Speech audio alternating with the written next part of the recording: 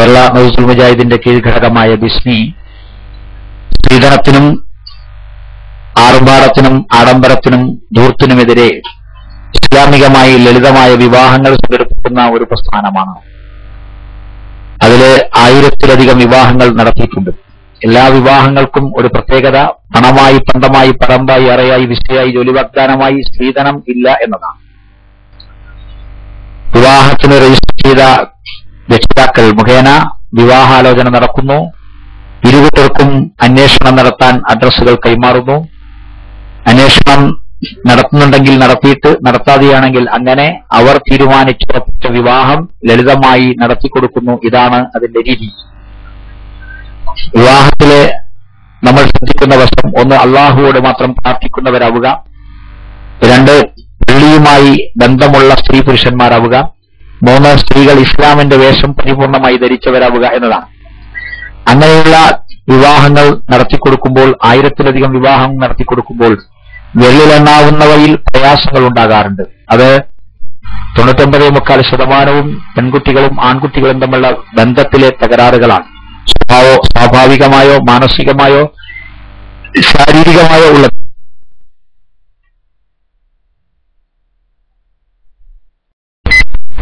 അനുഷ്ഠാനത്തിന്റെയും വിവാഹത്തിൽ സംഭവിച്ചതും അതൊക്കെ തന്നെയാണ്. ഈ വിവാഹം ആഘോഷത് ഇസ്ലാമിന്റെ എതിർപ്പക്ഷത്ത് നിന്നുകൊണ്ടാണ്. അവർ സെക്രട്ടേറിയറ്റ് കൂടി, മഹാപണ്ഡിതന്മാർ കൂടി പ്രമേയം പാസാക്കിയത് മുസ്ലിം വിവാഹം മതവിരുദ്ധം എന്ന് പറഞ്ഞുകൊണ്ടാണ്.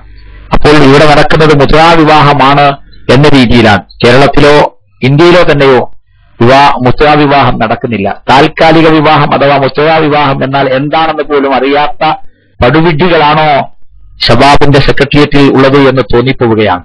അപ്പോൾ ഇസ്ലാമിനെതിരെ അടിക്കാൻ കിട്ടിയ വടികൾ ഉപയോഗപ്പെടുത്തുന്നവരുടെ റോളിലാണ് ഇപ്പോൾ ഷബാബ് വർത്തമാനവും അഭിനയിക്കുന്നത് എന്ന് വേണം മനസ്സിലാക്കാൻ. ആരോ ആകട്ടെ, ആരായാലും ശരി, ഇവിടെയുള്ള ഒരു പൗരൻ, ഒരാണും പുരുഷനും, ആരോ ആണും പെണ്ണെന്നുള്ള വിവാഹമാണ് ഇവിടെ പ്രയാസത്തിൽ കലാശിച്ചിരിക്കുന്നത്. ആ പ്രയാസത്തിൽ കലാശിച്ച വിവാഹ ജീവിതം നേരെയാക്കാൻ വല്ല മാർഗവുമുണ്ടോ?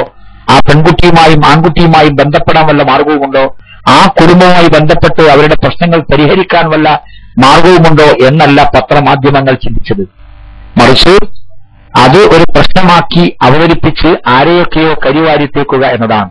അതിന്റെ ഇസ്ലാമിക വിരുദ്ധ രംഗത്ത് നമ്മുടെ സഹോദരങ്ങൾ, ഏത് വിഭാഗത്തെയാകട്ടെ, നമ്മുടെ സഹോദരങ്ങൾ കൂടി എന്നത് ഖേദകരമാണ്.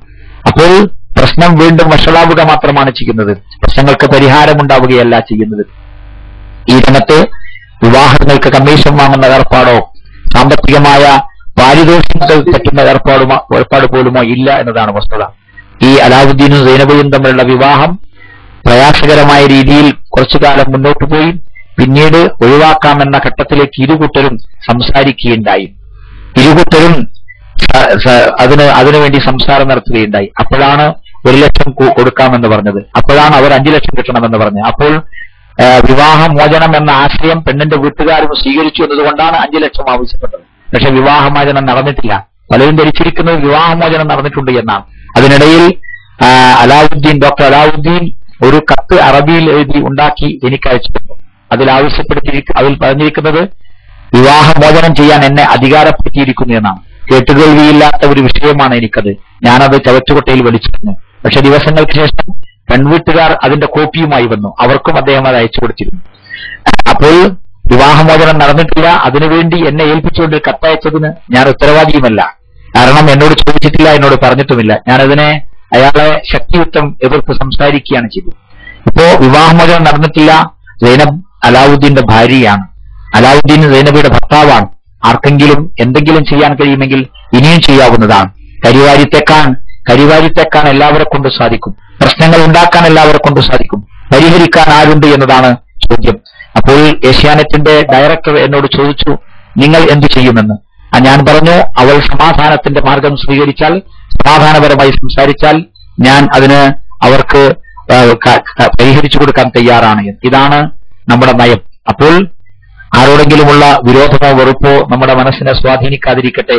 വ്യക്തിപരമായ വിരോധങ്ങളോ സംഘടനാപരമായ തിമിരമോ നീതി പാലിക്കുന്നതിന് തടസ്സമാകാതിരിക്കട്ടെ. അല്ലാഹു സുബ്ഹാനഹു വ തആല അതിന് അനുഗ്രഹിക്കട്ടെ.